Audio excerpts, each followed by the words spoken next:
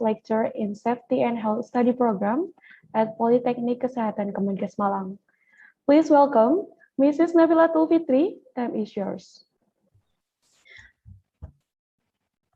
Okay, thank you for the great introduction, Tasha. Good afternoon, everyone. Assalamualaikum warahmatullahi wabarakatuh. Waalaikumsalam warahmatullahi wabarakatuh. Well, how are you all doing today? I hope we are all in a great condition, both physically and mentally, especially during this crisis due to pandemic. Honorable, the Head of Applied Health Department, Mrs. Dinia Kholidah, SST SGZ MPH. Honorable, the Head of Occupational Health and Safety Study Program, Mr. Dr. Suwoyo, SKEP NS MKes. Honorable, invited speaker, Mr. Dr. Arnel Banaga Salgado from Ras Al Khaimah Medical and Science University, the Emirates Arab United. Honorable, all lecturer of Occupational Health and Safety Study Program, and all our participants of General Stadium today. First of all, I would like to welcome all of you to our last panel of General Stadium today. My name is Fitri, and I am very pleased and honored to be a moderator in this session. In this occasion, we have our outstanding speaker from Ras Al Khaimah Medical and Science University, the Emirates Arab United, who are already here with us. He will share his expertise and knowledge about hospital resilience ability in post-pandemic. Please welcome Dr. Arnel Banaga Salgado. Hi, good morning here and good afternoon there in Indonesia. It's around 4 o'clock in there, right? I think you are ahead of 4 hours. Today is around 10 o'clock UAE time. Okay, thank you, Mr. Arnel. Before we started your materi, I would like to introduce your great CV to our participant. So this is the CV of our great speaker today. He is Dr. Arnel Banaga Salgado. He was born in Philippines, and he has many experience in that area such as psychology, nursing, and teaching. And he has work experience from assistant professor, senior lecturer, and course coordinator in psychology, and teacher instructor in Philippines. Okay, thank you for the attention. I would like to remind all of the participants here, if you have questions regarding the lecture, please don't just save it in your head, but please quickly drop the question in the chat box, and you can raise your hand and directly ask him in Q&A session later. I'm so sorry, sir. I would like to speak in Indonesia. Baik, untuk Bapak Ibu peserta, apabila ada pertanyaan yang ingin disampaikan pada saat pemaparan materi berlangsung, dipersilahkan untuk menyampaikan pertanyaan via chat box, dan apabila ada pertanyaan bahasa Indonesia dipersilahkan. Okay, without further ado, Mr. Arnel, you have an hour and a half to deliver your lecture. Time is yours. Let me share my screen first, please. All right. You can see my screen, right?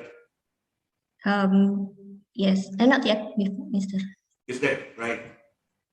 Still loading, sir.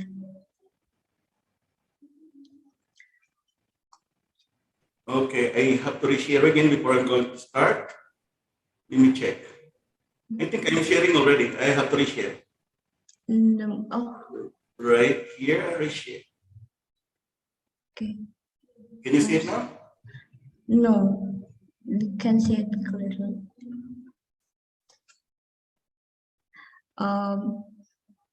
Maybe from our, I would like to share screen your.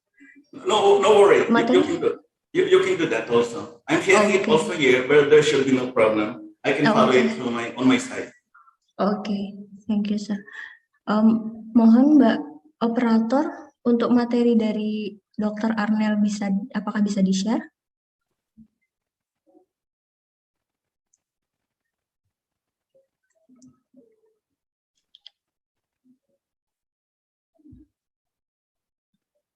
Okay. Okay, sir. All right. A pleasant good afternoon to all of you, particularly in Indonesia. Here in United Arab Emirates is pleasant good morning. Okay. And I think also in Hungary, Ari is there. So pleasant good morning also to you, Ari, and to all viewers all over the world. I am very honored to speak in front of you, particularly in relation to the resiliency in hospital administration and resiliency of hospitals in post-pandemic. This is actually a very interesting topic because as of now, we are still trying to recover. We have been affected for so long, for over a year already. And as of now, I think the end of pandemic is nowhere in sight yet. Many countries have been recovering, but other countries are still trying to catch up. So this is a very good time for us to prepare. As the pandemic of coronavirus 2019 ravaged the countries all over the world, the health systems have been largely caught ill-prepared to tackle such unprecedented burden. The rising number of COVID-19 cases all over the world has laid bare the health system's capacity to sustain essential health services delivery while coping with additional burden of COVID-19 patients. The decades of chronic underinvestment in hospitals and health sector with suboptimal ability and availability, accessibility, quality, and safety of health services have always been a matter of concern. But the pandemic has accentuated these gaps, highlighting safety risks for the patients and healthcare workers. We have been preparing for possible disasters all the while. We have been preparing for earthquake, among others, but we have not seen the arrival of COVID-19. When it arrived, everybody was shocked, and all the hospital systems all over the world are ill-prepared to meet that. That's the reason why we are lasting for about 2 years already in trying to combat that. And if you're going to review our hospital system right now, everything seems to be in ravage. Everything seems to be distracted. And we do not know how to get over that. How much more on its recovery? How are we going to recover and how are we going to sustain this plan eventually in the future? We are going to plan for the resilient health systems definitely, but it will be a long process. We have to look into the gaps. Then after that, we have to fill in the gap and we have to sustain the plans that we have instituted that I'm going to present today. I have a lot of experience in hospital management as a chief nurse in the Philippines already. So I have seen how management of hospital will play a very important role in the healthcare delivery system. The cooperation of the government, the cooperation of the private sector, the cooperation of the stakeholders will be very important part in this hospital resiliency ability, particularly in post-pandemic. So we have to look into resilient health systems. Health systems performance depend on the interplay of its building blocks. And of course, these are the building blocks according to WHO. I have enumerated that, 6, no? Most probably you can actually turn on the next page, please. 3rd page. You can see that in the introduction. Okay, sir. Mas, minta tolong next. Yeah, introduction, please. You go. Next. Okay. Yes, thank you. Health systems performance depend on the interplay of its 6 building blocks according to WHO. One of that is government and leadership. We have to look into that. government and leadership.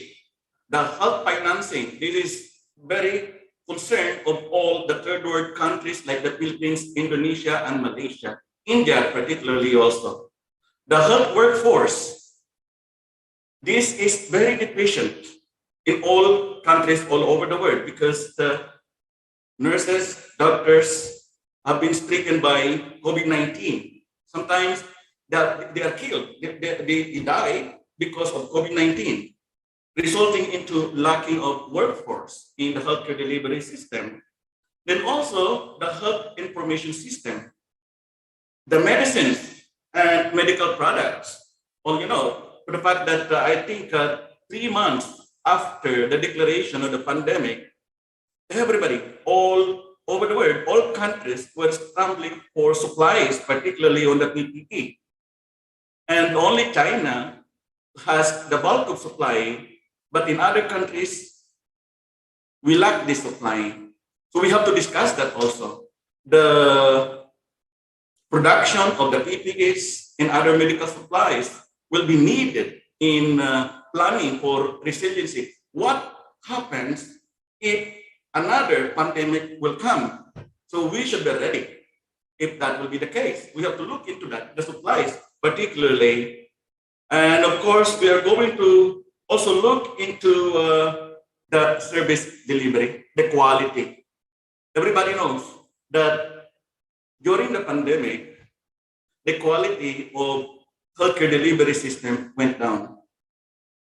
We can see people around, we can see people in front of the hospital, we can see people dying in the street, and we can even accommodate hospitals. We cannot even accommodate patients to the hospitals. So they die in the respective houses. We cannot, that is the thing that we have to prevent in the future. So we have to plan for that. That I'm going to present later on. Okay? So a resilient health system is aware of the strengths and vulnerability in each of these building blocks, as well as the spectrum of risk to which it is exposed. Most holistically, resilience is about the ability of our health systems to prepare for and effectively respond to health crisis. We have been doing this. We have been preparing our staff. We have been following government mandated preparations, like, as I mentioned to you, fire drill. We have been doing that, earthquake drill, but we did not prepare for the pandemic. So that is exactly what we are going to look for. Given that the countries may witness multiple waves of COVID-19, as we see right now, there is actually the resurgence in other countries of COVID-19. We thought that we have controlled COVID-19 already, but somewhere in the world, like in Europe right now, there is a resurgence of COVID-19. The resilience is not only about bouncing back to the pre-crisis stage, but also about evolving into something better for the next pandemic waves. We have to plan for that.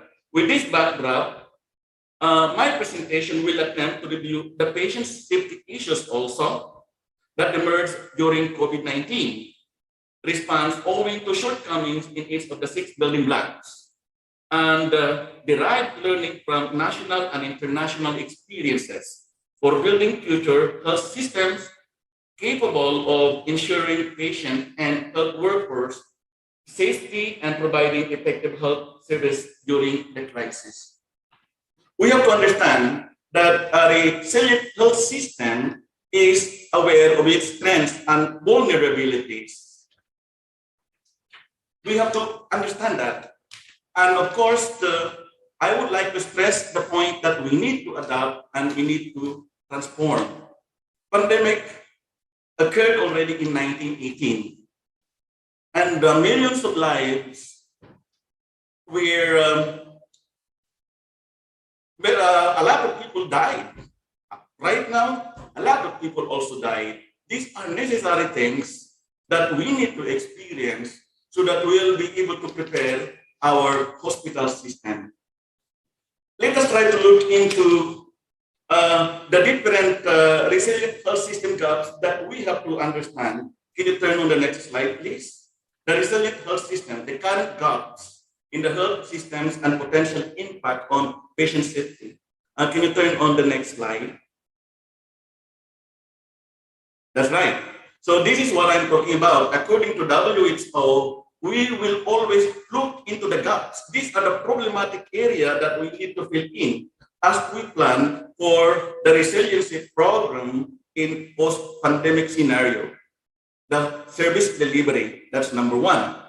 Number two, health workforce. I mentioned earlier, including nurses and medical personnel and the lack of it.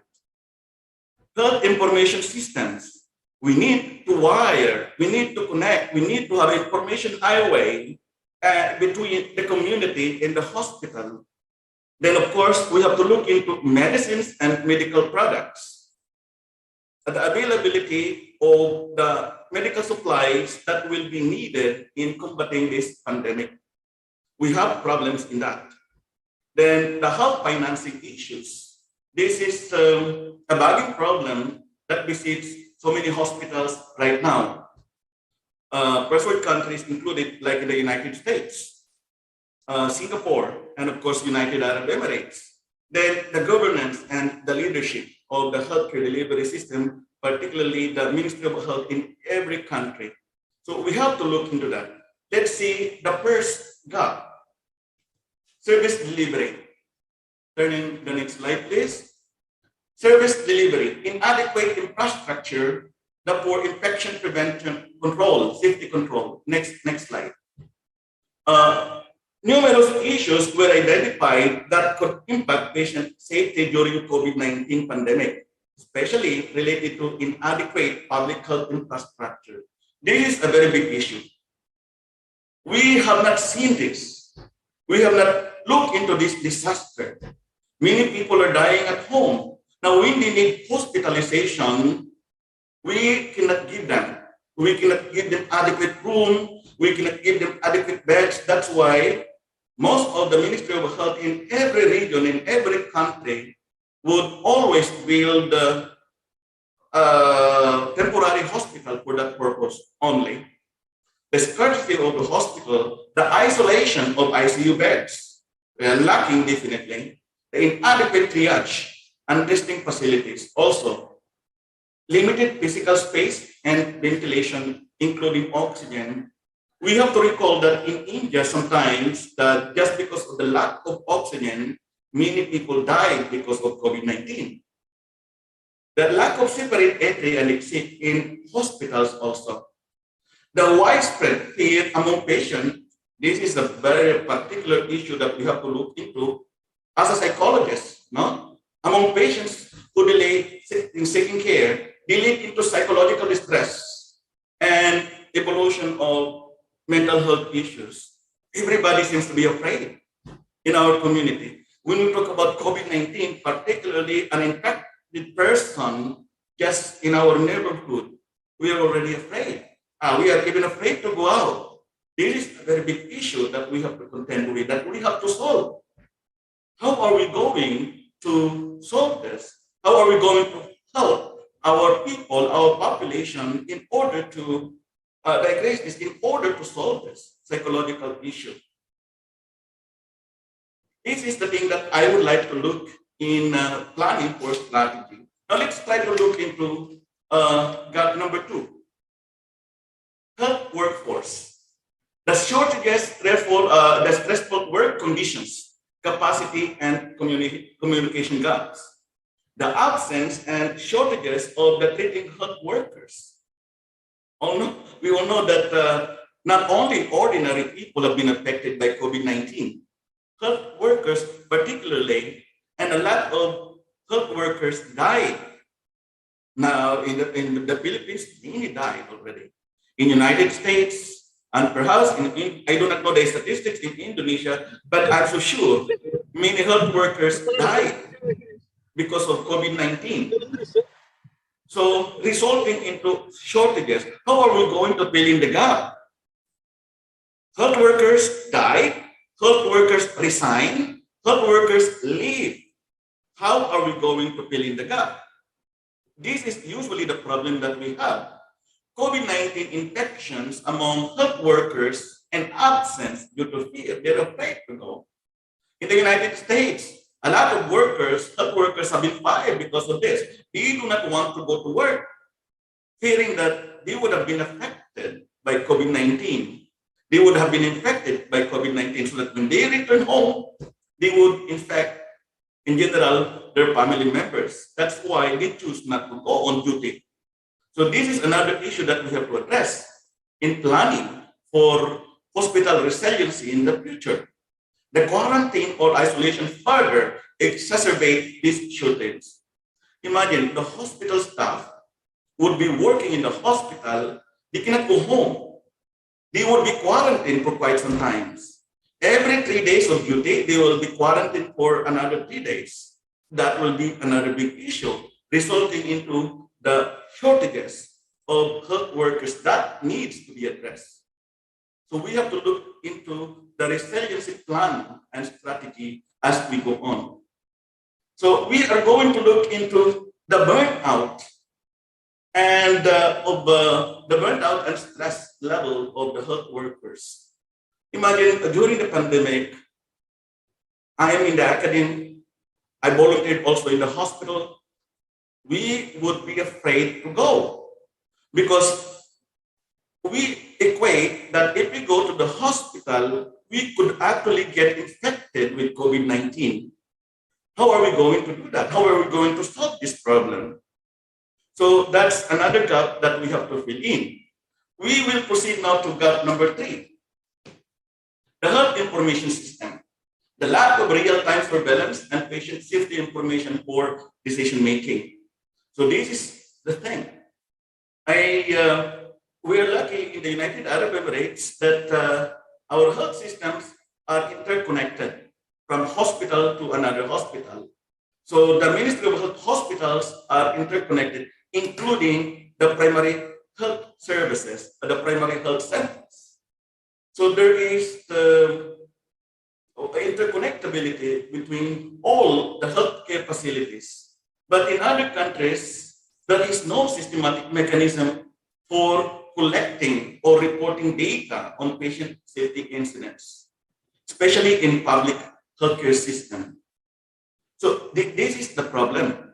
How are we going to collect data? Are we going to send health workers again to collect data in the community? Or it will just be easy that these maybe suspected patients may just go to the health center and report so that we can actually record that in the information superhighway so that it can be accessed by whatever it is as long as they are part of Ministry of Health system.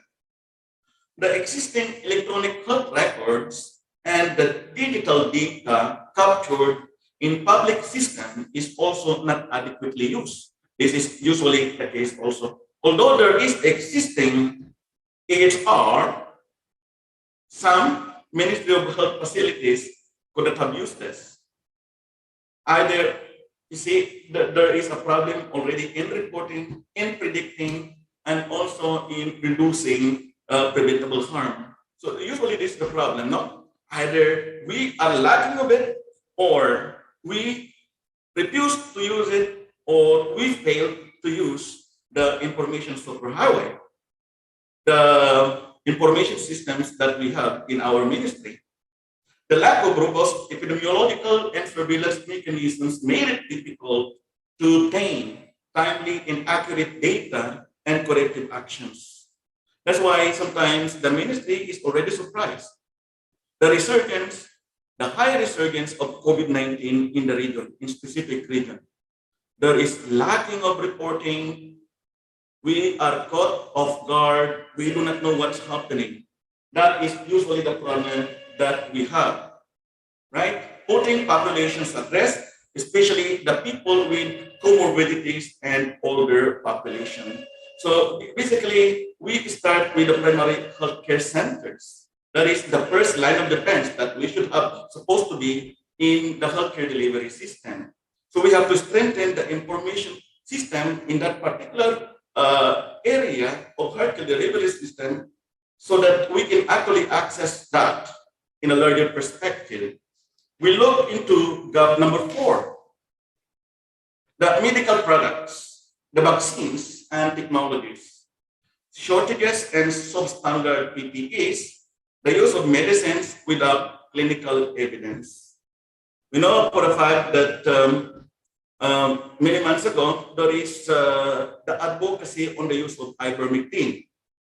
This has been approved for use in COVID-19, but a lot of people have been using this without the approval coming from the Ministry of Health.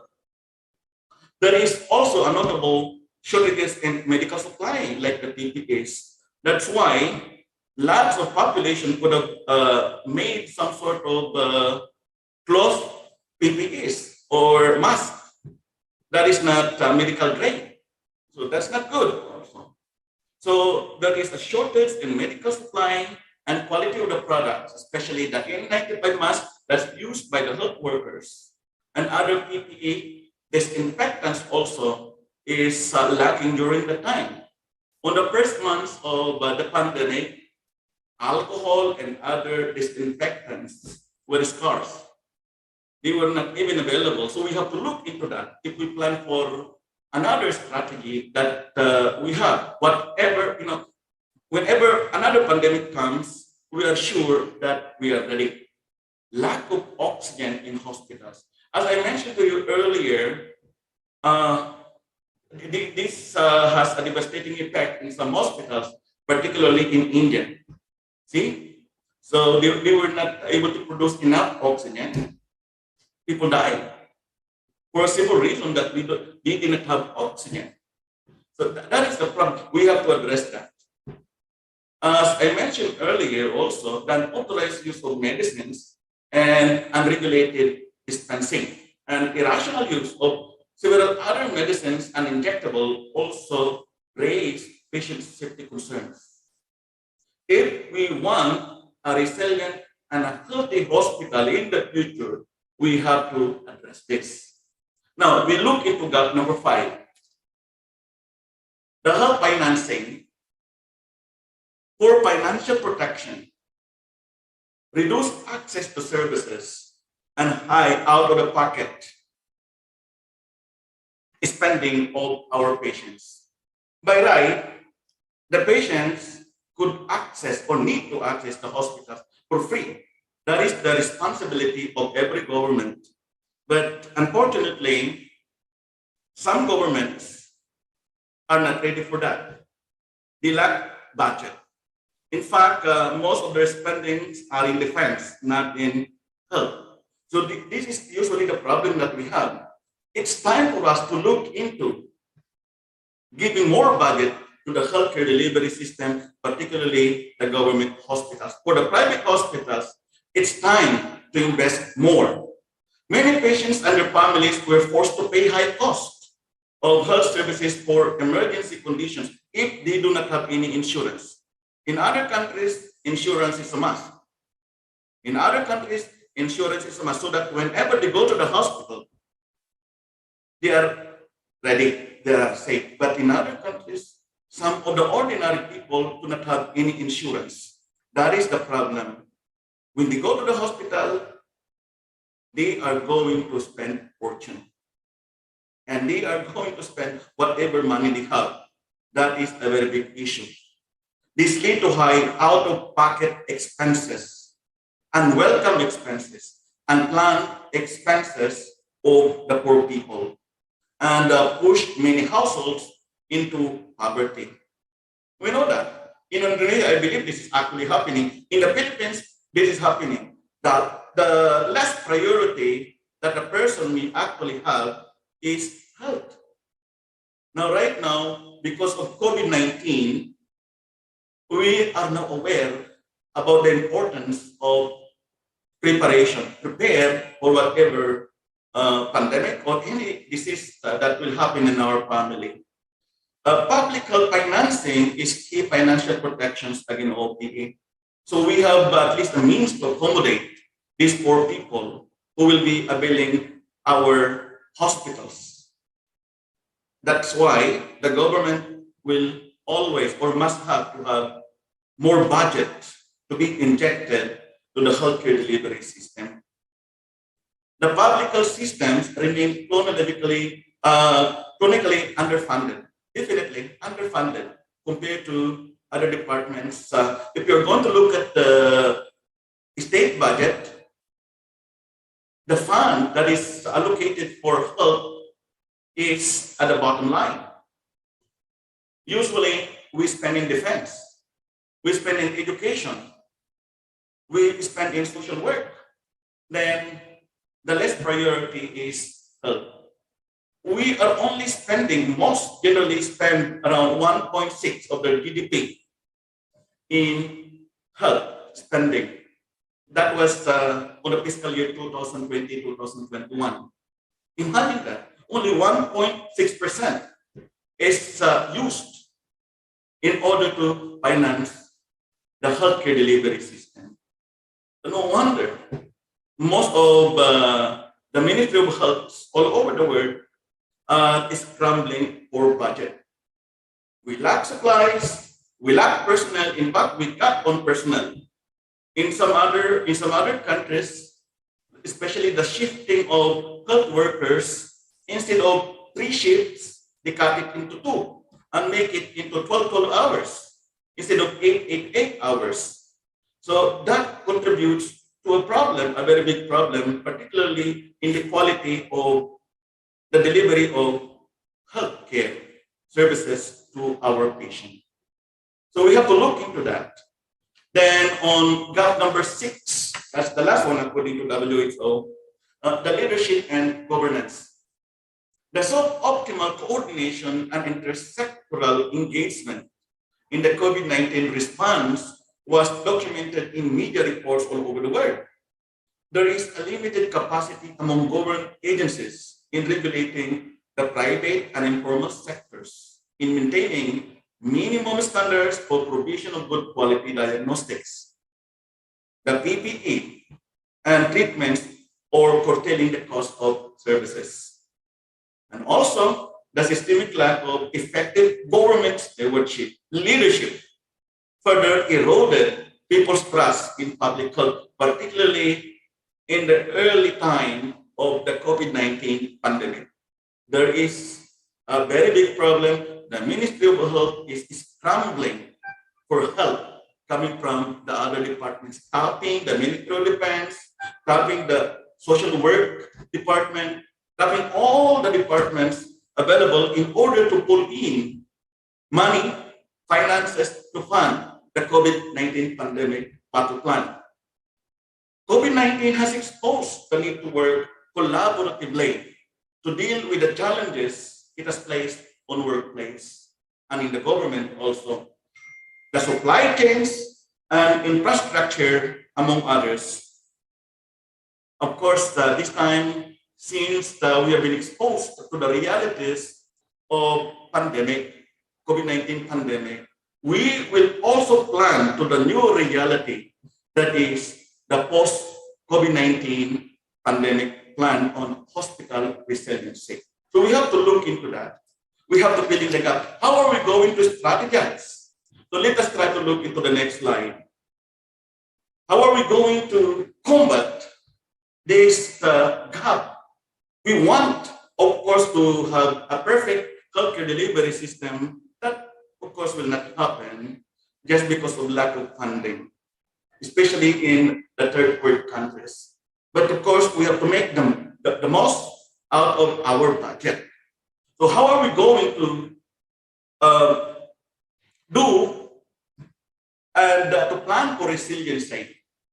How are we going to sustain this resiliency in the future? We have to look into preparation, absorb, then recover and adapt. The sustainability is a challenge. No? In every culture, sometimes we are very good in preparation. We are very good in combating whatever problem that we have. But in planning and sustaining that particular plan is one thing. That means to say, sometimes we are too comfortable to plan and we are too comfortable to sustain. So that's the reason why sometimes when another disaster will come, we are not prepared. As of now, what we can do, we have to prepare. So you can see, supposed to be, if we have been prepared from the beginning, just like what we have here, if we have been prepared from the beginning, we have enough funds, we have a very good organization that will combat any pandemic that will come, we can absorb any shock. Obviously, we have been shocked for almost 2 years, and it's very difficult to recover. But if we have been prepared, we can easily absorb the shock and easily recover, then eventually adapt. That will be the focus of our resiliency program for the health sectors. We have to tap all the possible government agencies in order to help us combat any pandemic that may happen in the future. COVID-19 is there. Who knows that there will be another viral pandemic in the future? We do not know. We were relaxed after 1918.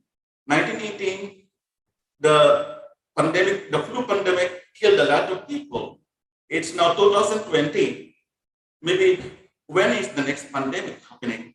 We do not know. That's why we have to prepare.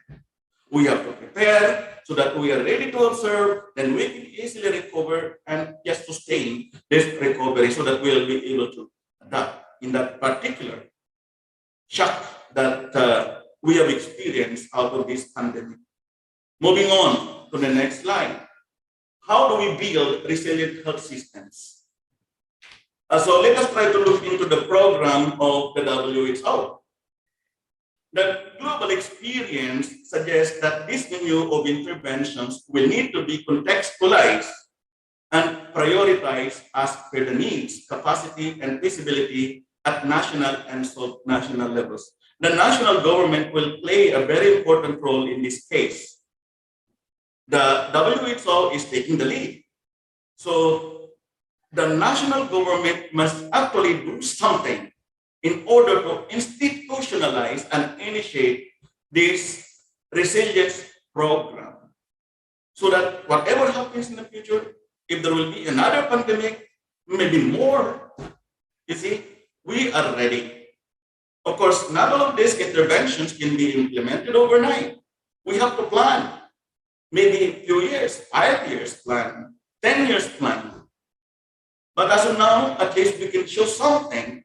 At least right now, we have a plan to look into. This must require prioritization. The mid to long-term strategic planning is necessary. Mid, maybe 5 years, long-term, 10 years program will be needed in this case. And another one, of course, since we need to plan, there is a requirement of investment, sustained investment, financial investment in this case, and high levels of political and institutionalized commitment. We have to make priority on the healthcare delivery system. That's why every government must always consider a higher budget for the Ministry of Health. One thing more, we have to increase the number of health workers in other government. This is what they are doing. Since they recognize that they lack health workers, the government would institutionalize a scholarship program for the students who would like to be nurses, who would like to be doctors, like in the United Arab Emirates.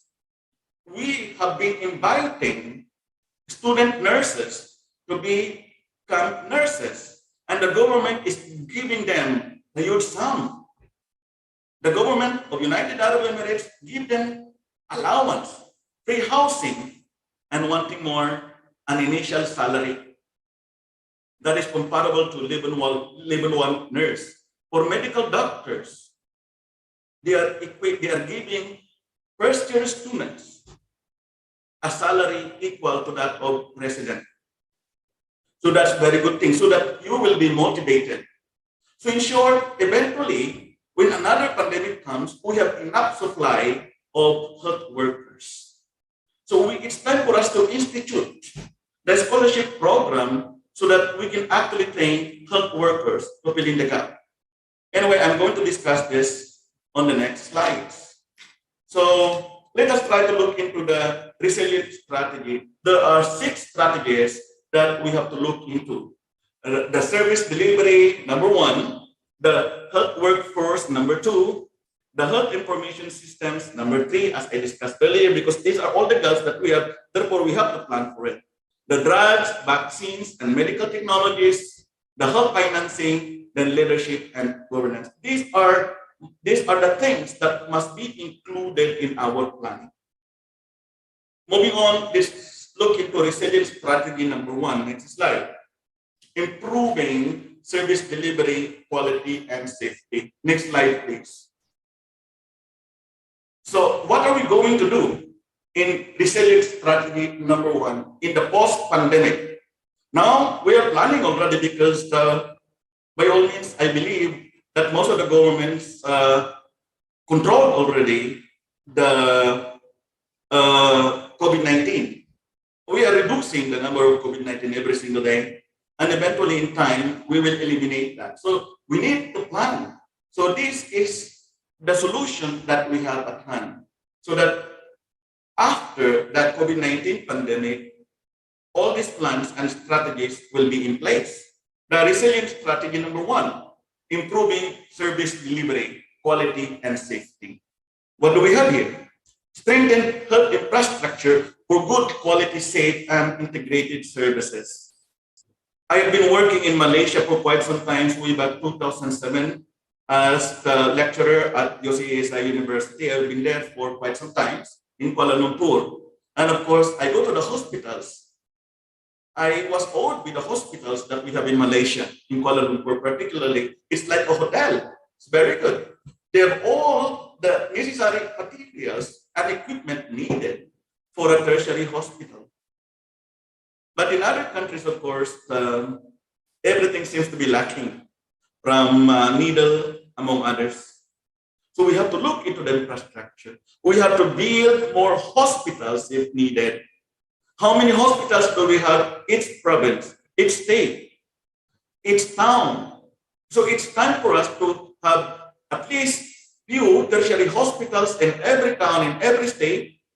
Then we have to strengthen our primary healthcare services, because that's the first line of defense that we have. We have to strengthen our community health and public health practices so that our primary health care system will be strong enough.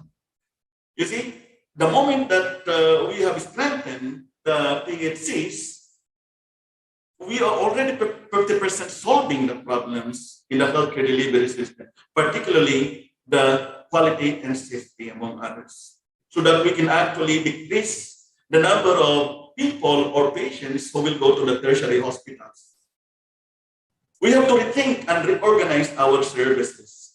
How do we deliver? Are we really giving what the population deserves? Are we really giving what our people deserve? This is the question. Sometimes we complain because by a mere chance, you see, if they come to the hospital, sometimes they are ignored, because most of the complaint that they would have is that the staff that we have in the hospitals are very busy. We cannot even assist those people who are actually coming in. That is the problem. Now, in the pandemic that we have, particularly at the middle of the pandemic, this is a disaster, because people who would go to the hospitals would not be admitted. Why? Because the lack of beds. We do not have enough beds in the hospital. So what would they do? They would just build a make-believe hospital, a tent with some beds, some oxygen in there. Is that a quality service that the people deserve? I don't think so. That's the reason why we have to plan for this. The ministry must have to do something. Each government must increase the funding, must increase the budget of the Ministry of Health so that we can build more beds. We have to think and reorganize our services. What are we going to do? How will the people access the healthcare services? Sometimes they do not know, especially those illiterate or those who do not have any education. They do not know because they seldom access the healthcare delivery system because they have no money. What if we're going to bring the healthcare services to them? You see, in every community, in every village, there must be at least one nurse or a midwife stationed in there. And that particular extension service will be connected to the primary health care centers or the community healthcare centers where the data can actually be accessed also. So that's the thing. We have to bring the services to the people so that they will be aware that we are providing this to them. And of course, this is easier said than done. We need funding. We need budget from the government. And the government must always make it sure that the funding must always be there. At least we have to increase our spending, not only 1.6, maybe increase that to 3 of our GDP. That translates to double or triple of the current hospitals and other services that we have in our government. Improve essential service availability and continuity. So this is the thing. As a nurse manager myself, we do not know what happens to the patient after discharge. How do we follow up? Again, I have seen very good practice in Malaysia, right? I'm sorry that I have to refer that because I have seen very good practice in Malaysia. You see, after discharge from the hospital, nurses and other health workers from the primary health care center go and visit the patient. This is exactly what we need to do. We have to follow up to make sure that they have fully recovered. So in that case, we are improving the quality of healthcare delivery system that we have. We will not stop after discharge. We have to continue the service. So there must always be interconnectivity between the primary health care, the secondary health care, then the tertiary healthcare services. So that's one thing. And of course, we are going to make it sure that in this resilience strategy number 1, our healthcare delivery system must be people-centered care. We have to make it sure that we bring the care to the people and not the people come to us. Again, with all my talks, I'm always telling the government will play a very important role in this case. They need funding. We cannot just do it without money. We cannot just do it without any support from the higher, echelon of the government. And of course, the equity in access. More educated, more access. Less educated, less access. This is the problem. So that's why, as I mentioned to you, we have to bring the healthcare service to the community and to the village if possible. Patient and family engagement hold the key. So this is the thing. The community, the people, and the family are the immediate and the first part of the healthcare delivery system. They must be there because without them, there is no healthcare delivery system. The healthcare delivery system is composed of people. That means the family members and the healthcare workers. Without them, we are nothing. That's the reason why we have to engage family member. So the primary healthcare services is the key. We have to strengthen that. It's time. Not like our current view of the healthcare delivery system this time that when you are sick, you go to the hospital. It's time for us to strengthen our prevention. That's one of our major role as health workers. Promotion and prevention, not only focus on curative and rehabilitative. We have to look into promotion and prevention. And the way to do that, we have to go to the family. We have to do home visits.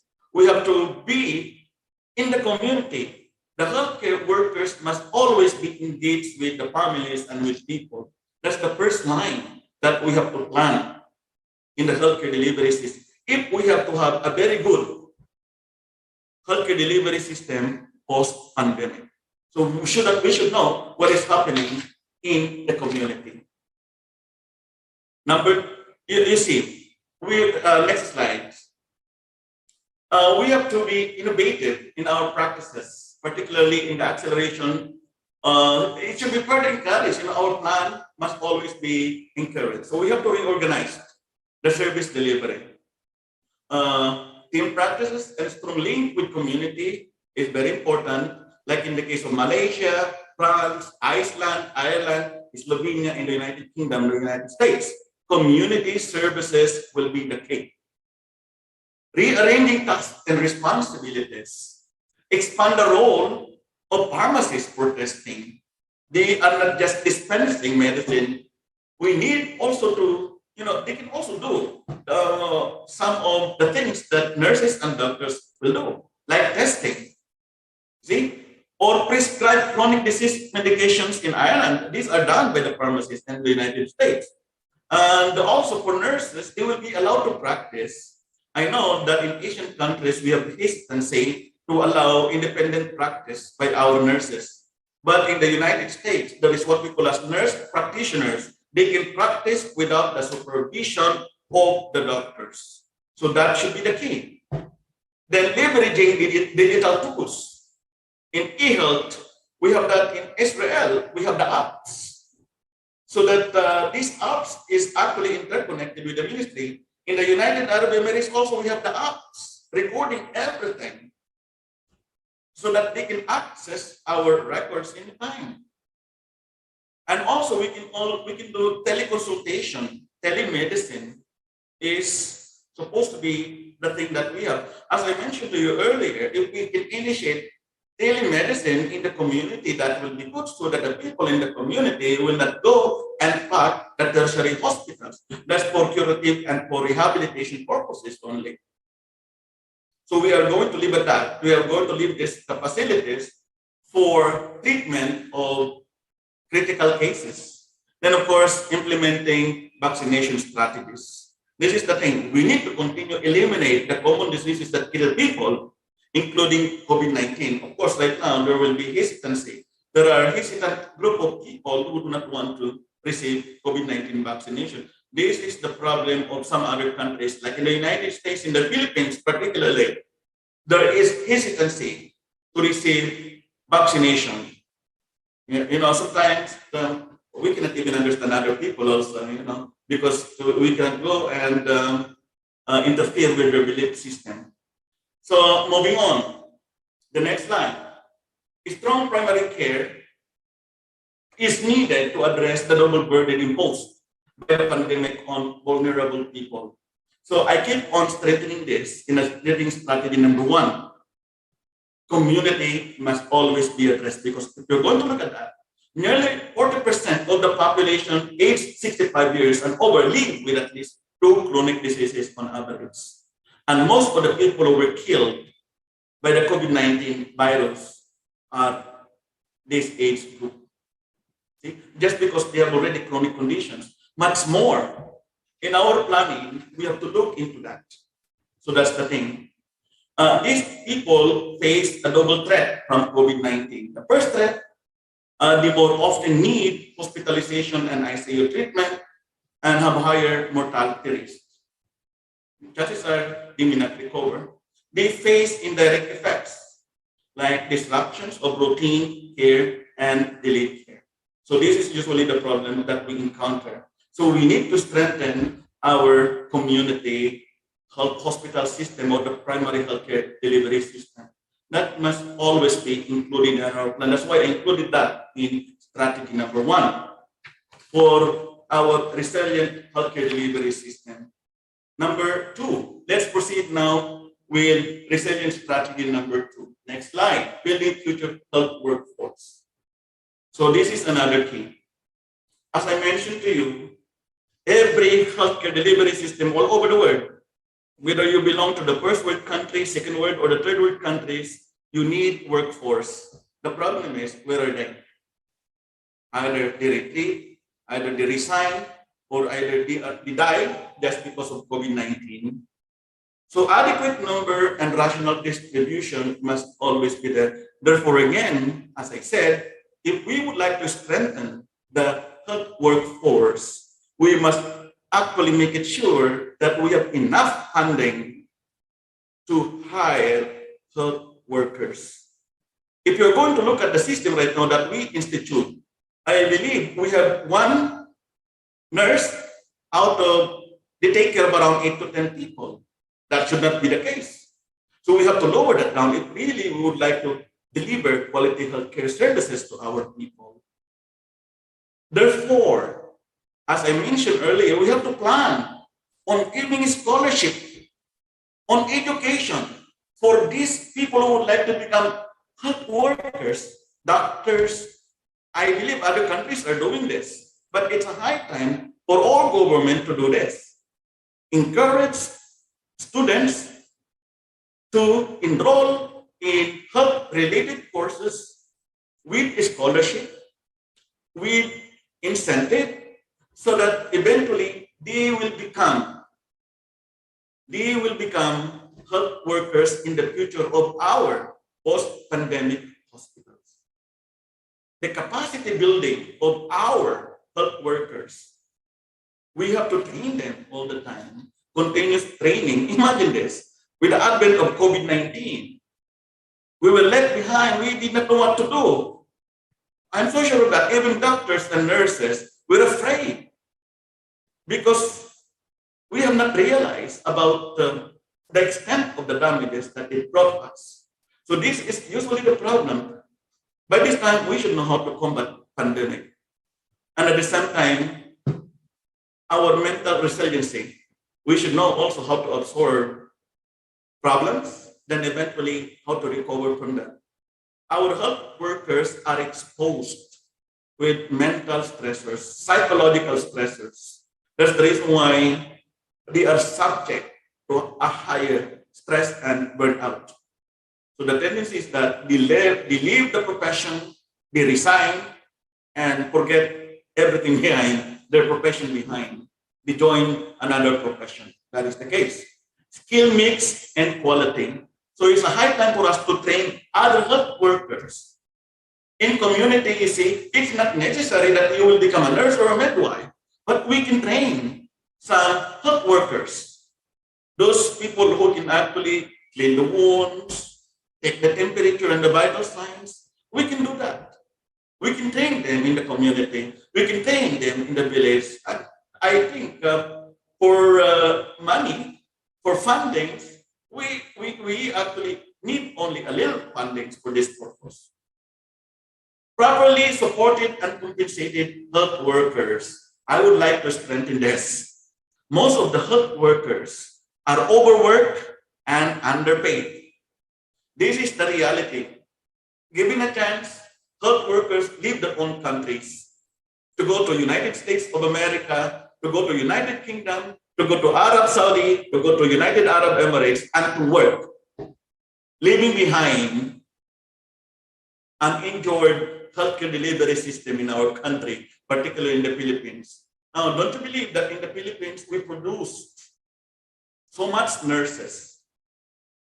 But if you're going to look at the healthcare delivery system there, we lack nurses. Why?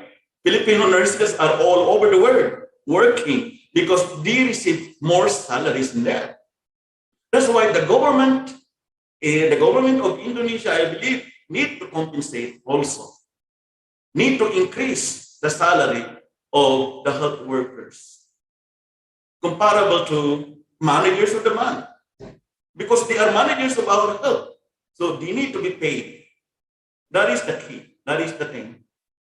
Identify additional search capacity. Eventually in the future, we have to look at that. What will be the next pandemic that may happen? Is it a viral pandemic or something else? We have to look into that. The next strategy, resilience strategy number 3.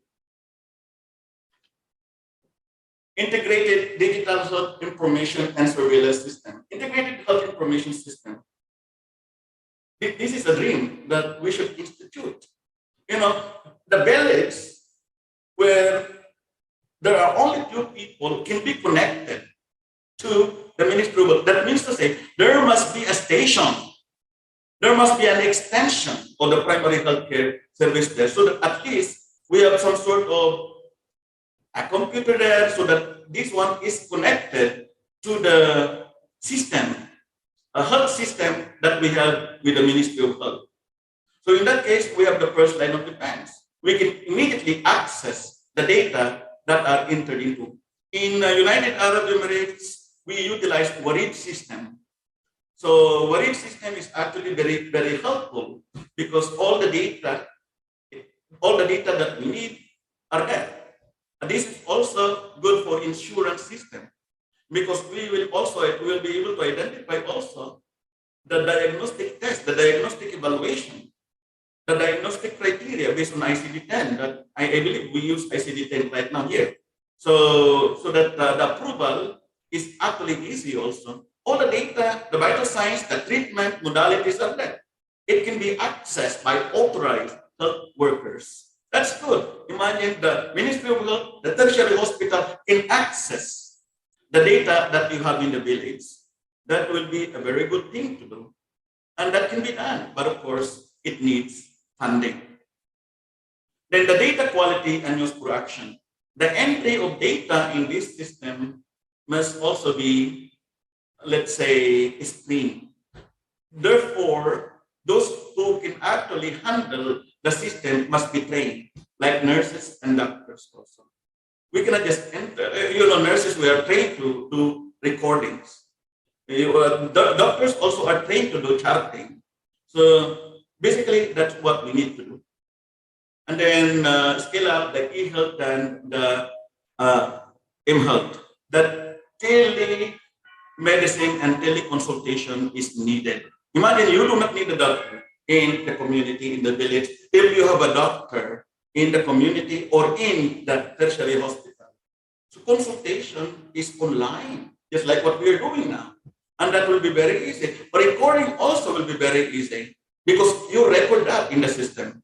This must be integrated in the system that we will actually use. In that case, we can always screen whatever comes and we can detect another pandemic that will come because we can actually see and read the data that are entered almost every single day from the village or from the community. That will be a very good strategy, strengthening of the digital health information and surveillance system. Now, another strategy number 4. All right. The next slide, please. And then with that, we are investing in workforce, augment local production for access to medicines and medical products. This is the thing. We have encountered the shortage of PPEs, medicine, and vaccines. Right now, we are catching up. But reality is, in the early times of the pandemic, it's very difficult to find masks. It's very difficult to find PPEs. It's very, very difficult to find medicine, if at all, for COVID-19. So what are we going to do? We need to have sustainable production of quality essential medicines and diagnostic. It must be localized. It must not be imported coming from other countries. So we have to reinvent our industries. We have to repurpose our industries.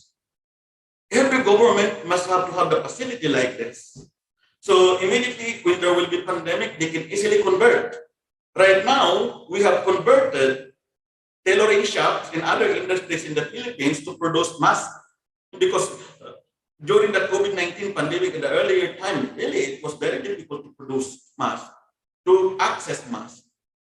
It became so expensive that people in the community could not buy.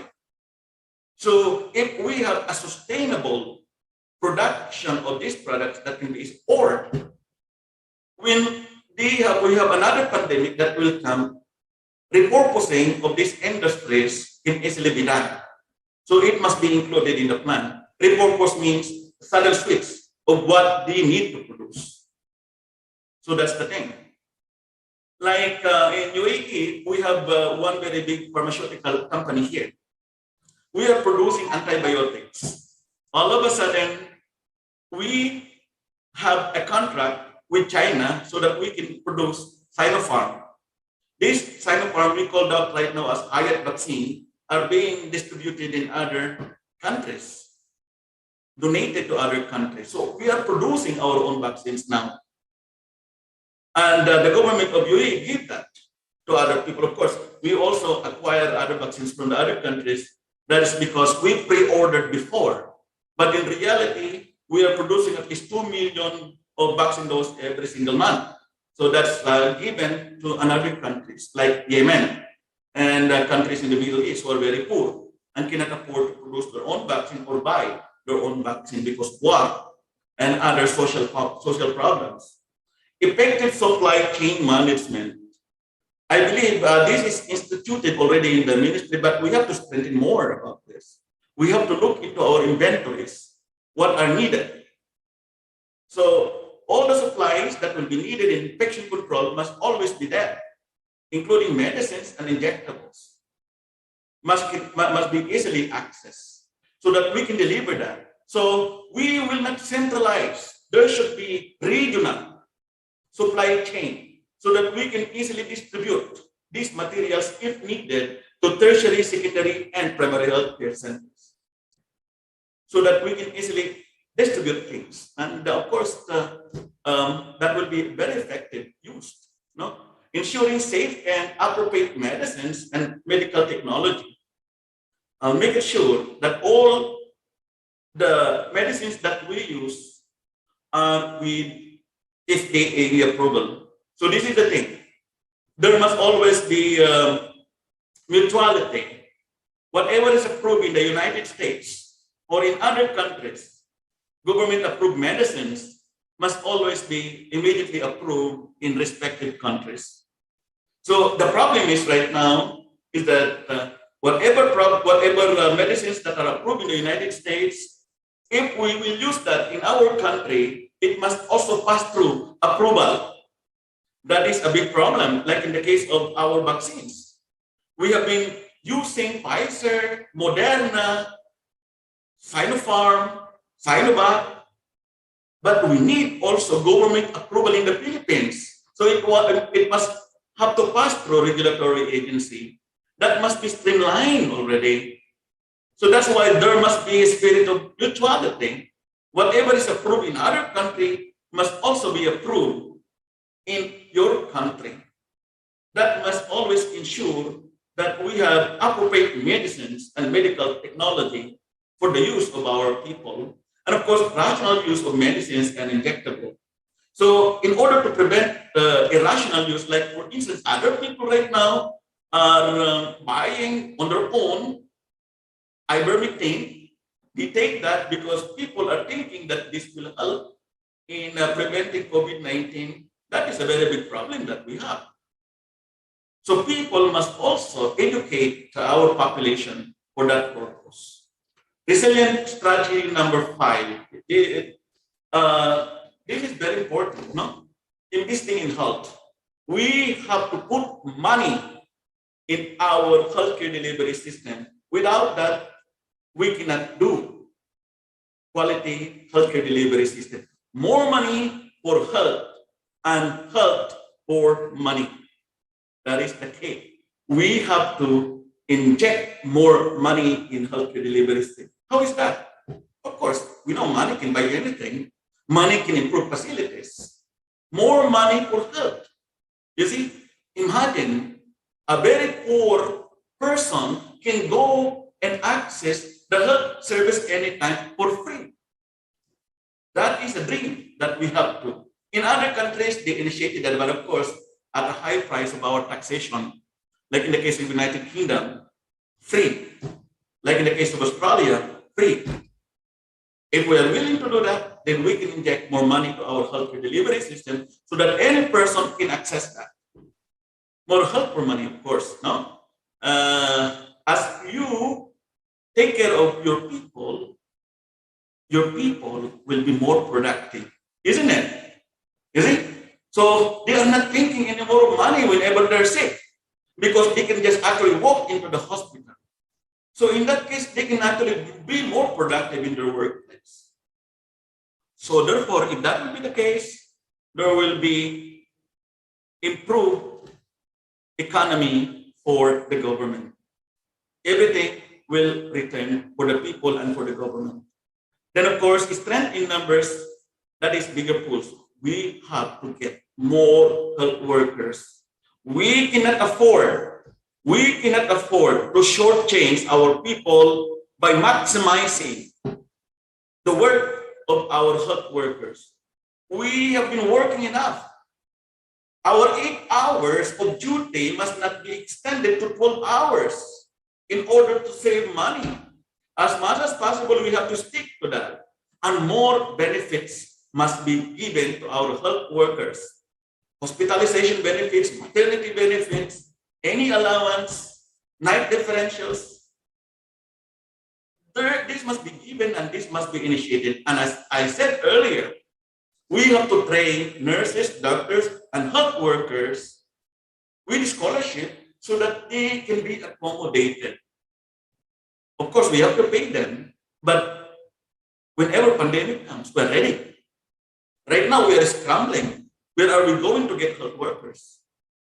So we are always exerting much pressure to our health workers right now because they are working overtime, sometimes even 24 hours. That is not acceptable. You are going to stress health workers. So for the government, we have to think this. We have to employ more health workers. Right now, currently per ward, we have 10 nurses. Maybe we can actually have 2 extra, another extra houseman, another extra physician or doctors. So we have to employ more than that.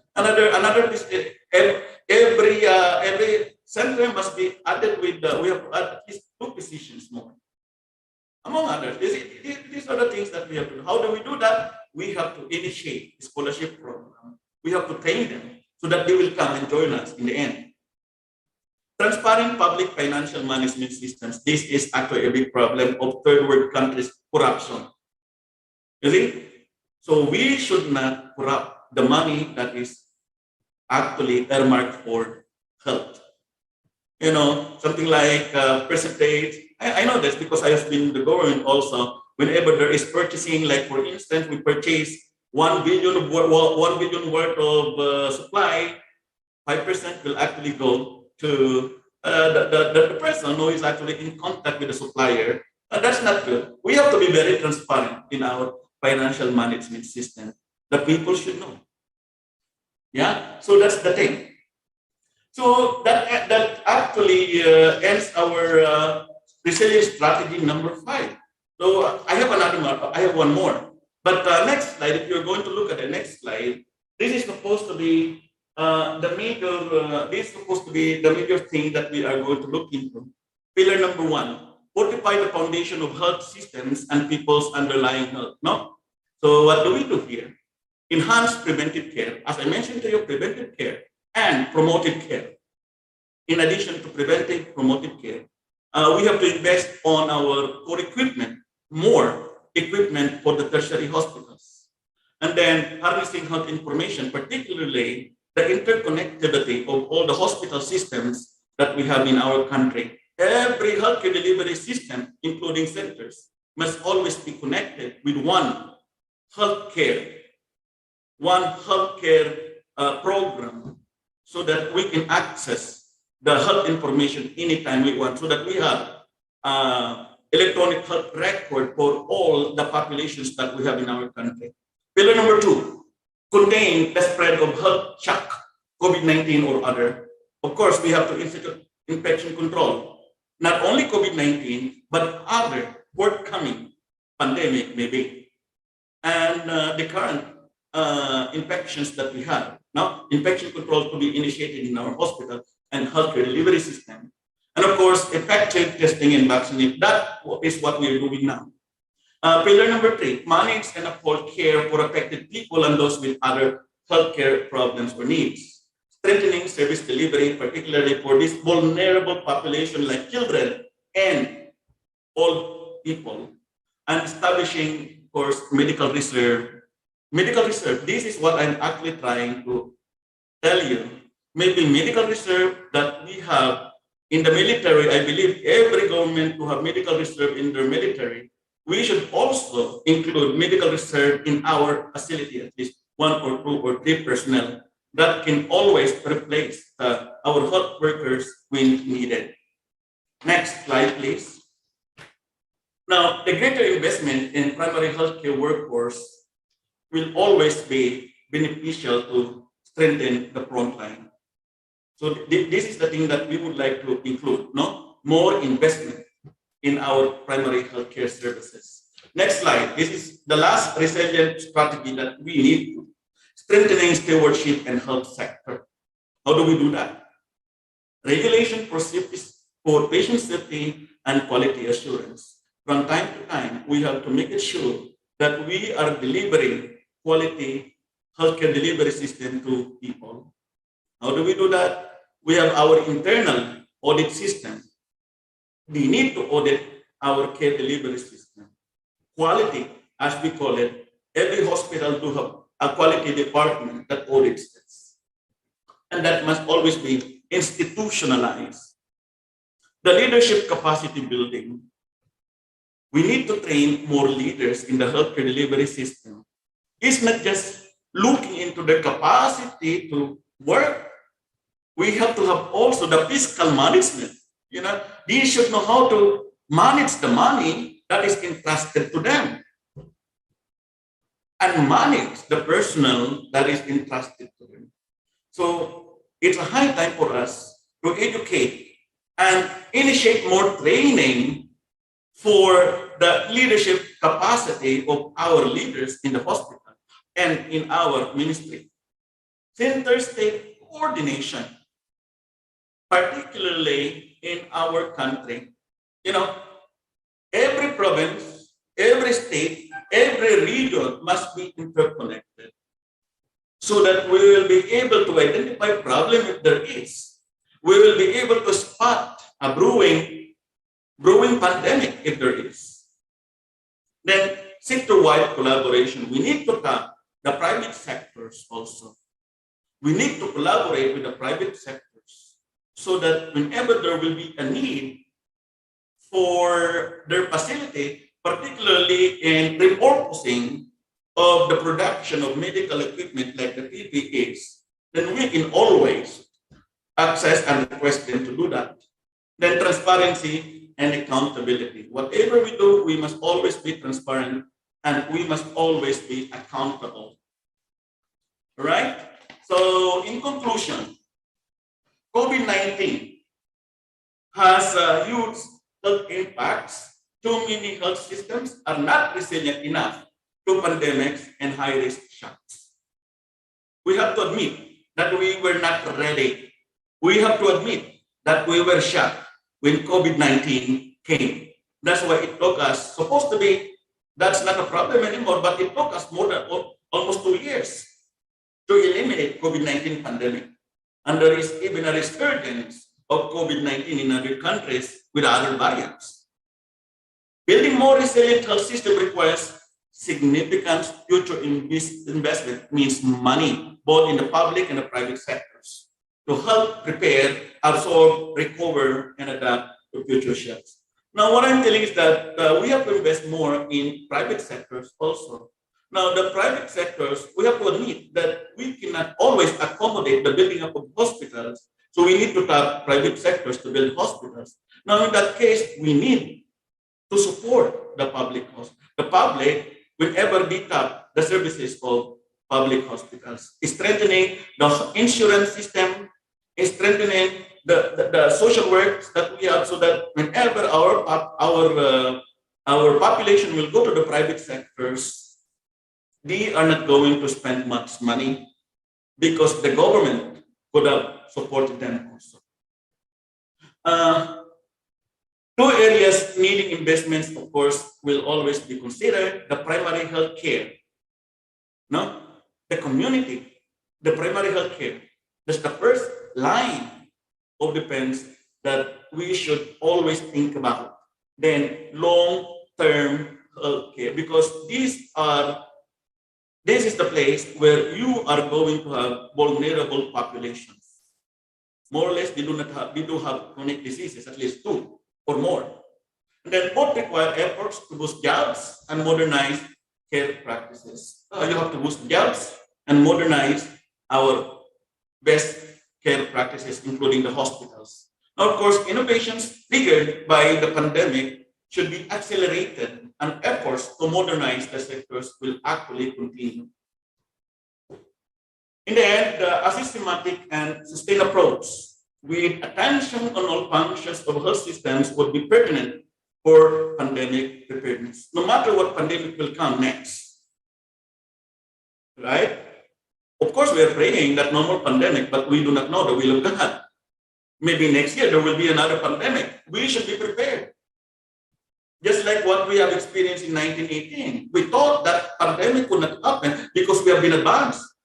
But in the 20th century, we have another pandemic, second pandemic, that is COVID-19, that killed so many people. So we must be ready all the time. Now, in terms of the government, high levels of political commitment is required, and effective stewardship providing policy direction. Strategic investment in health systems, infrastructure for safe service delivery must always be there. That's why those who would be appointed with the Ministry of Health and its attached bureaus must always be knowledgeable with this. And they really care for people supposed to be. All right? Then adequate number and distribution of trained and motivated health workforce. This is the thing that I really would like to strengthen. We have to increase the number of health workers.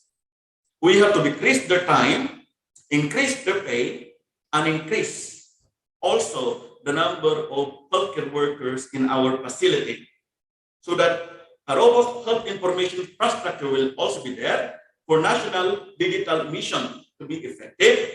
Local research and development must be initiated.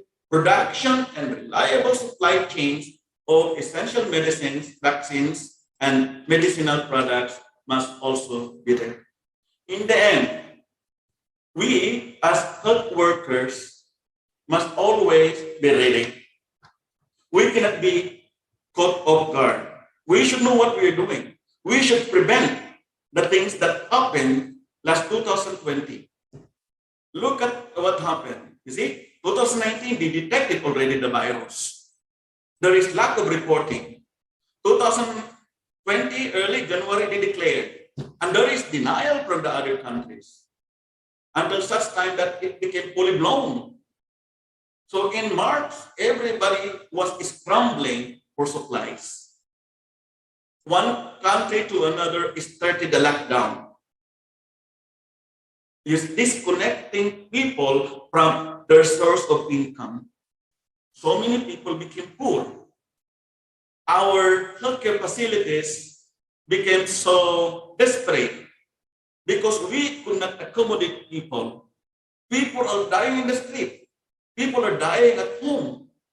So as healthcare workers, we must have to unite and prepare for whatever eventualities again. We must always be resilient. Our ability to bounce back will depend on our preparation as health workers. Of course, with the coordination and help from our respective government. With that, I end my talk. Thank you so much for listening to me. Now I may entertain questions if you have questions. Okay, thank you very much, Mr. Arnel. This was so inspiring and so interesting lecture. He provided all of us here with various information and make us well informed about some tips to strengthen the building resilience ability in hospital. I guess all of our students and all of our participants here are eager to have further discussion with you. Ladies and gentlemen, the next session is discussion. We have around 30 minutes. You can drop your question in the chat box and I will read it for you, or maybe if you want to directly address your question to Mr. Arnel, please raise your hand and unmute yourself. Okay, we have 3 questions for you, Mr. Sir. Okay, shoot. Okay, we'll go with first question from Mr. Swoyo. He is a lecturer in Occupational Health and Safety Program Study. The first is hazard in hospital is very much and constantly changing and increasing. What efforts need to be made by hospital staff in order to perform well in resilience? How is resilience in the hospital said to be successful? Yes, a very interesting question. So basically, you're looking into hazards. There are so many forms of hazards that we have to hazards involving employees, hazards involving chemicals, hazards involving infection or how to handle material equipment in the hospital and so on.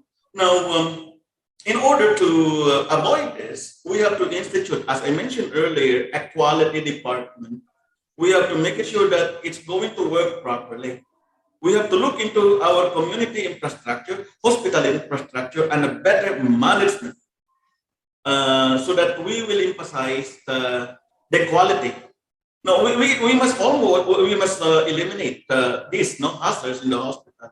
Under no circumstances that there will be no hazard for people, hazard exposure to bacteria, exposure to hazardous material, and of course psychological hazards also. So the quality department will play a very important role in controlling this. So the hospital must strengthen that quality department. In other hospitals, we call that as infection control department. So they are not just looking into how we are going to control in every ward, but how we are going to make it sure that other hazards will be eliminated from among the departments in the hospital. You know, if you are a quality assurance member, you can always call the attention of doctors, physicians, and other managers. So the power that will be given to them will be more than what you see. They can actually reprimand other people. So that's the case. So we have to strengthen the quality assurance, infection control department in the hospitals. And that must be included in our plan. Definitely, that must be included in the plan. No, we have to make it sure that the hospitals that we are going to improve our hospital. So in that case, these problems will be eliminated.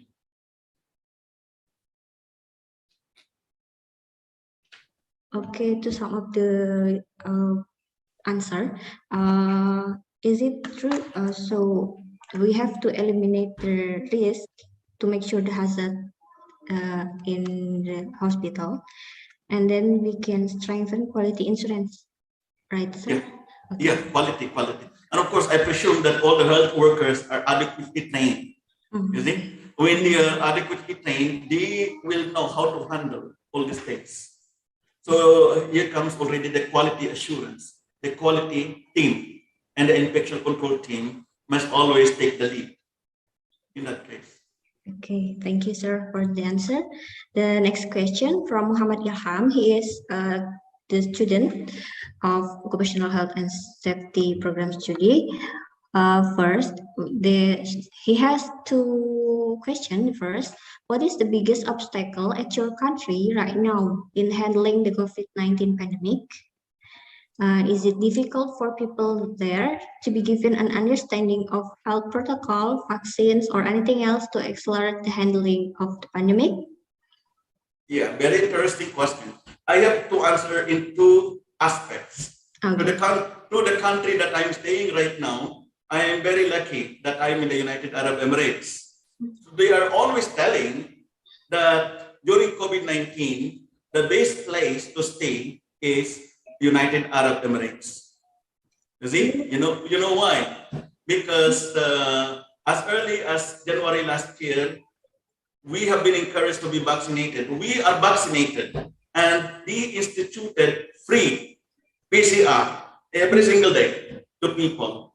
Vaccines could be accessed anytime to people. Right now, we follow the government protocol. Whatever the government say, we follow.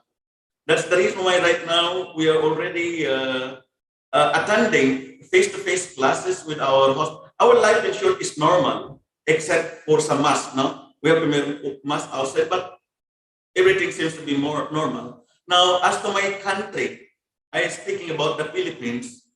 Really, it's a problem because we need to institute political will. Our country is a third world country. The first problem that we had, of course, is corruption. The second problem that we have is supply. The third problem that we have are people who do not understand the COVID-19. Because as of now, there are still a group of people who do not want to be vaccinated. At first, it will be very difficult because it looks like they are happy, During COVID-19, those people who are not employed stay at home and the government give them money. During pandemic, some sort of money are given to them, government support. So they are very happy.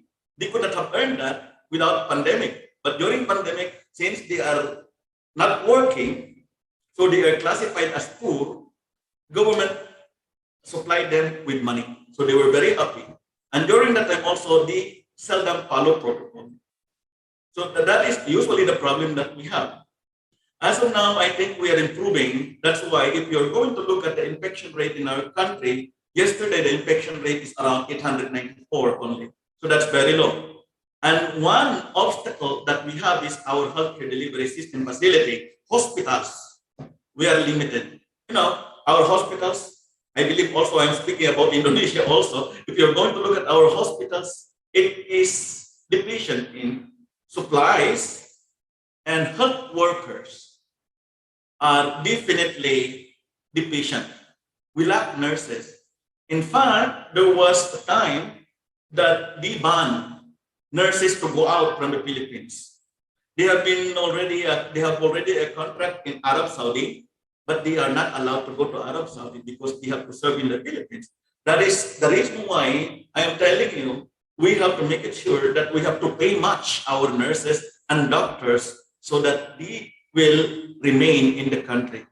These are some of the things that we have added. These are the common problems, the supply problems, the hard-headedness of our people, the ignorance of people also. They do not follow government mandated protocol just because they take everything lightly. Although sometimes they tell that if you're going to disobey protocol, you will go to jail. They will not go to jail. Not like in the United Arab Emirates. If they say you are going to be fined, we are fined, and we are going to pay the fine. If they say we are going to jail, we go to jail. So that's the thing. So if I answered your question right, I believe if you want to follow up, that's good, no? But for now, the problem is like that, no? Health protocols, impossible, but as of now, we are catching up. For vaccines, we are actually catching up. Most of our populations are at least vaccinated on the first dose, but there is still, as I mentioned to you, a challenge on those who would not want to be vaccinated because of the wrong concept.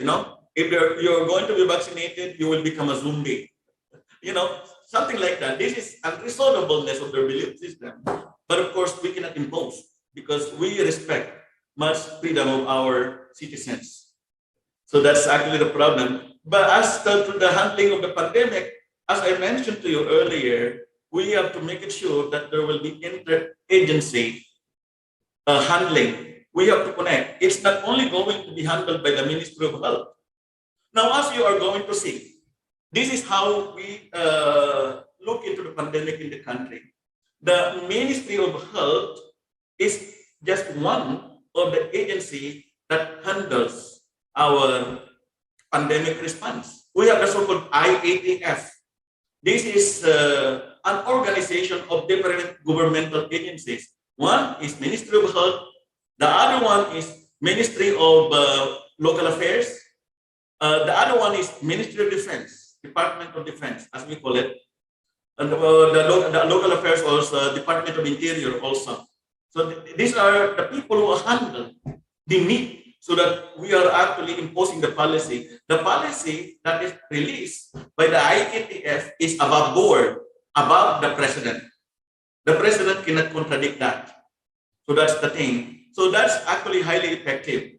As the Ministry of Health is trying to combat the effect of the pandemic, the Department of Defense is handling the reception and distribution of the vaccine because, you know, the Department of Defense have logistic capabilities, the airplanes, helicopters, isn't it? So they are the ones who are distributing vaccines all over the country. So that's how so far we managed and decrease the number of cases of COVID in our country. Under 94, that's good enough. I think we are moving up as to our standing in all over the world, no? Especially in Southeast Asia. We improve much.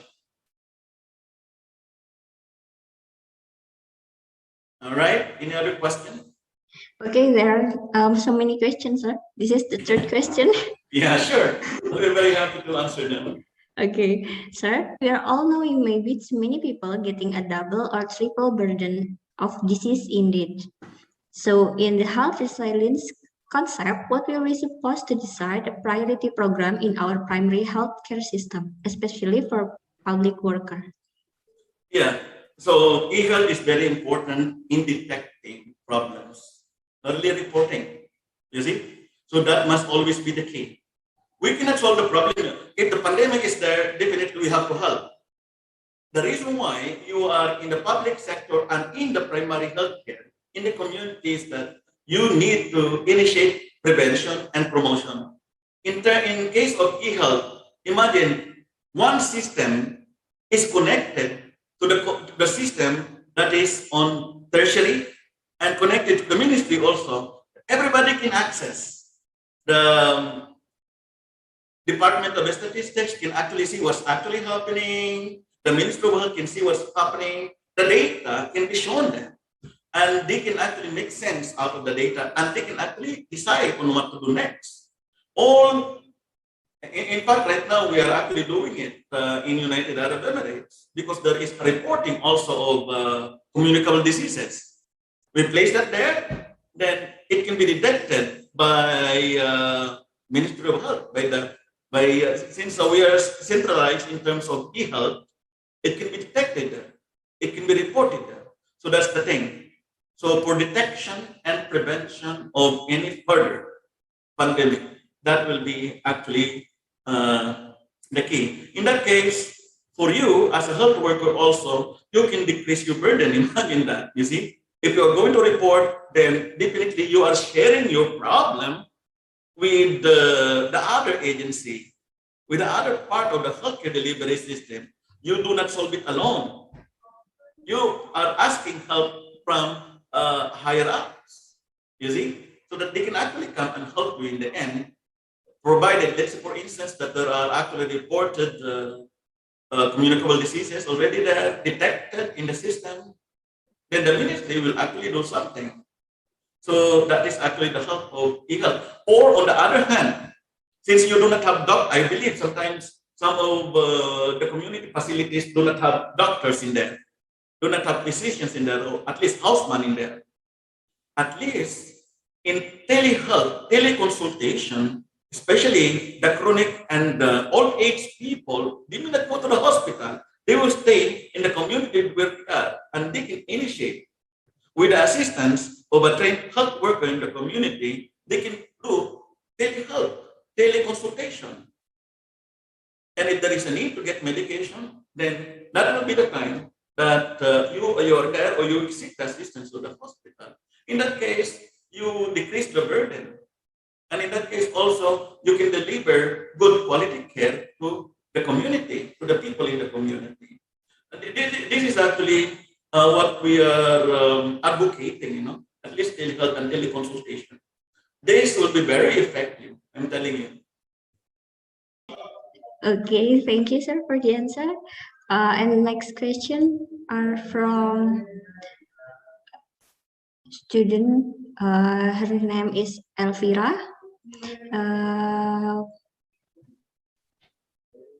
Okay. What do you think about the uneven distribution of health facilities in certain area, even though this is very important to support the success of current resilience strategy?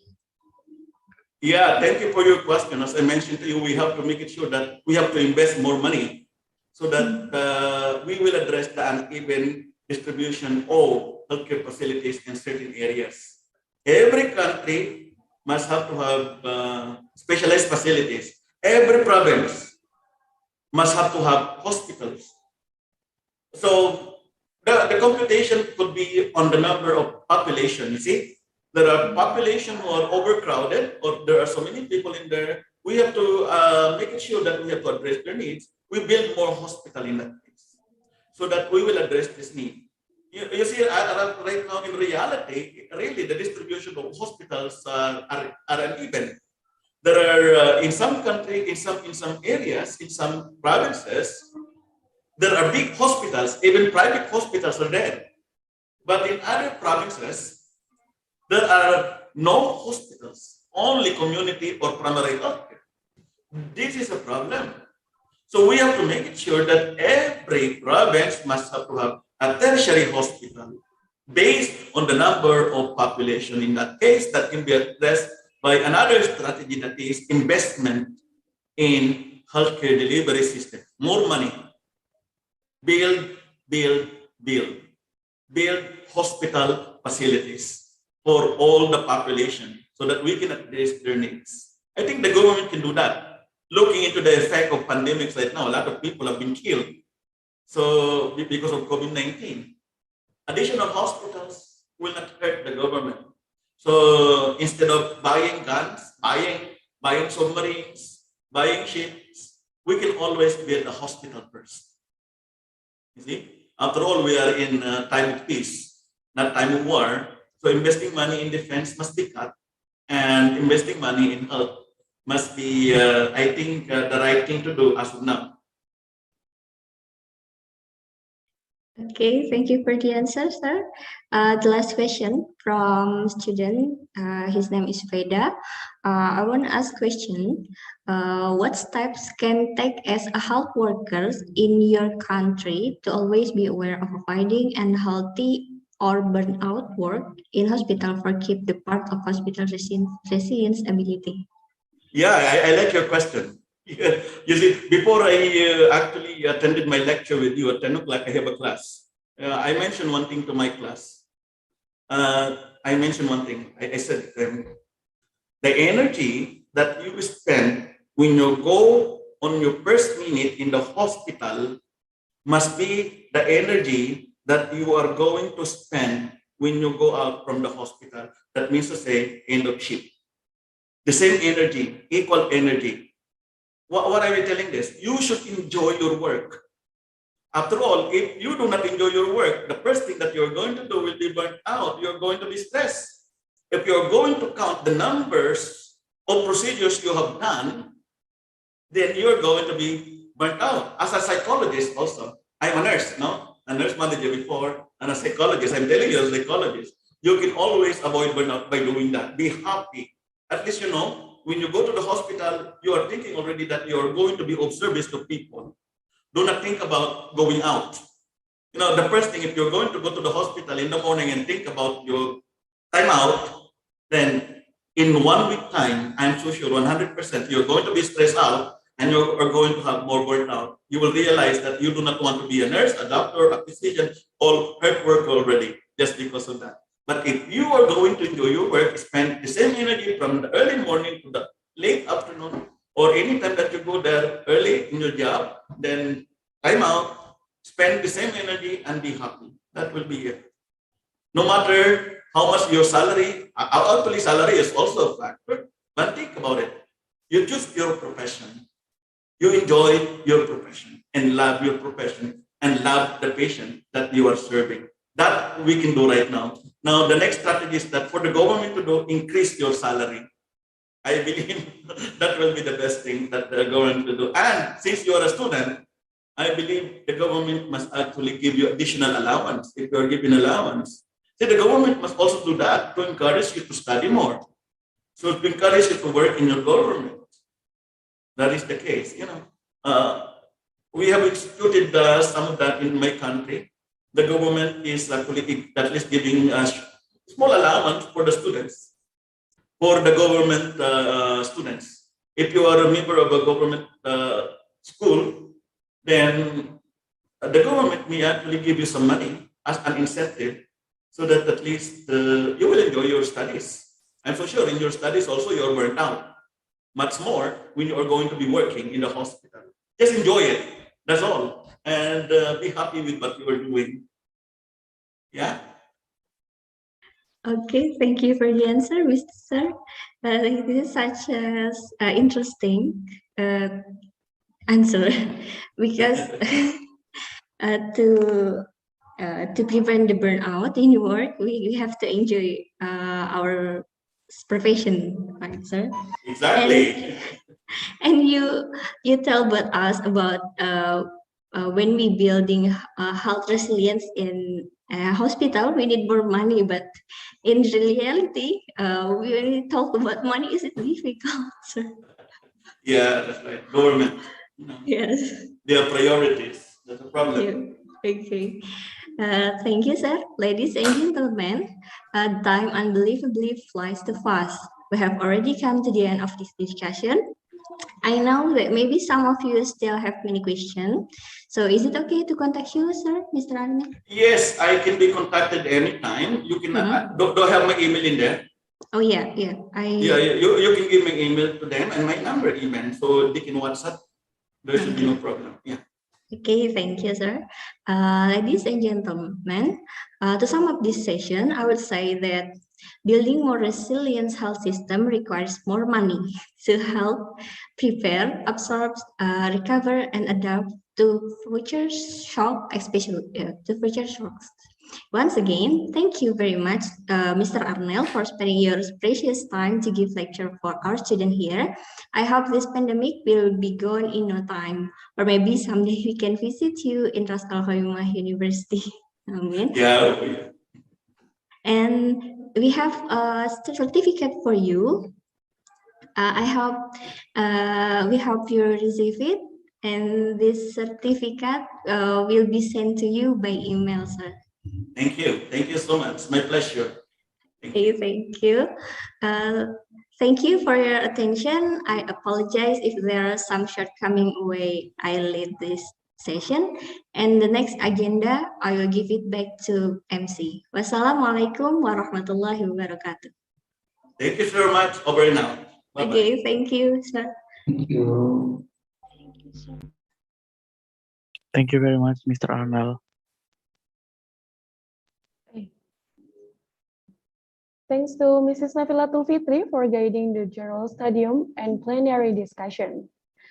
Finally, we get to the last session in this event, that is closing. Let's close this event by saying hamdalah. Alhamdulillah.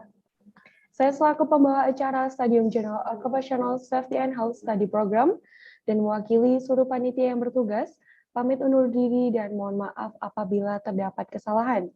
Once again, thanks for all attention and see you in the next event. Wassalamualaikum warahmatullahi wabarakatuh. Waalaikumsalam. Waalaikumsalam warahmatullahi wabarakatuh. Waalaikumsalam.